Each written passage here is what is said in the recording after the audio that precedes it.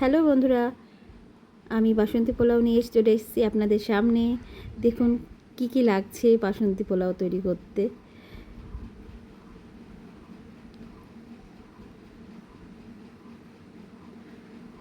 আমি গ্যাসটা চালিয়ে দিলাম।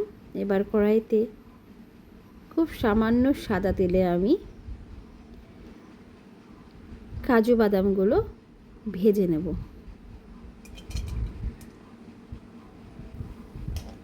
এইটুকু সাদা তেলের মধ্যেই আমি সব রান্নাটা করে নেব, মানে পোলাওটা আমি করে নেব। তারপরে গোটা এলাচ,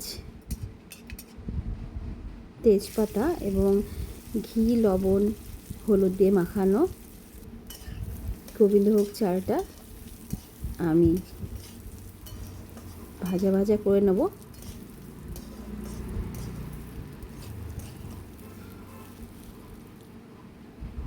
বেশ সুন্দর ভাজা ভাজা হয়ে গেছে, কালারটা ঠিকঠাক চলে এসেছে। যেহেতু আমি এখানটায় 2 কাপ গোবিন্দভোগ চাল নিয়েছি, আমি তার ডবল জল দেব, 4 কাপ জল দিয়ে দেব। এবার আমি আদা কুচিটা দিয়ে দিলাম। এবার সেই জলটা দিয়ে দিচ্ছি, আগে থেকে মেপে রেখেছিলাম আমি।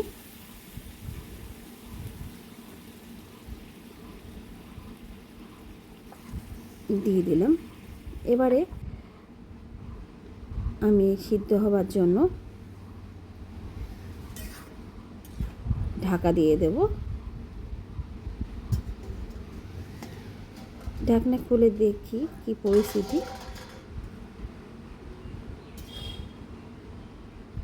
প্রায় সিদ্ধ হয়ে গেছে। এবারে আমি ঘি অ্যাড করব,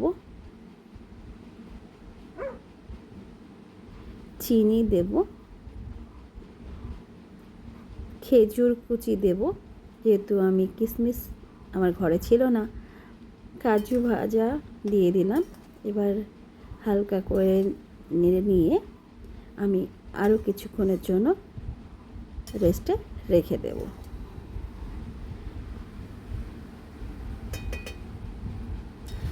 এবারে গরম মশলা আর একটু, যেহেতু মিষ্টি কম কম মনে হচ্ছিলো, আর একটু আমি চিনি দিয়ে দিলাম। হয়ে গেছে। যেহেতু এটা খুবই গরম রয়েছে, ওই জন্য মানে একটার উপরে একটা মানে হয়ে যাচ্ছে, লেগে যাচ্ছে মনে হচ্ছে, কিন্তু সত্যি এটা ঝরঝরে হয়েছিল ভীষণ। দেখুন রেডি হয়ে গেছে।